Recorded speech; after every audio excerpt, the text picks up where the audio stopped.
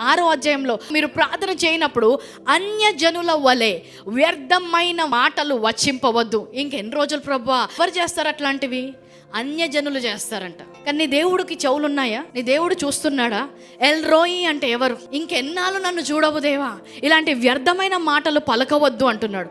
విస్తరించి మాట్లాడుట వలన తమ మనవి వినబడునను వారు తలంచుచున్నారు. ఇంకెక్కువగా చేస్తే అప్పుడు దేవుడు ఆలకిస్తాడేమో అని వాళ్ళు అనుకుంటున్నారంట. This one verse in message translation, it is beautifully written. The world is full of so called prayer warriors.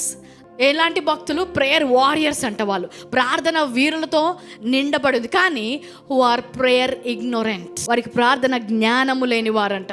They are full of formulas and programs and advice, peddling techniques for getting what you want from God. వారి యొక్క techniques వారికి ఉంటాయంట, దేవుడి నుంచి ఎలాగ పొందుకోవాలో అని. కొంతమంది techniques చెప్తారు, అలాంటి వాటికి పడిపోవద్దు.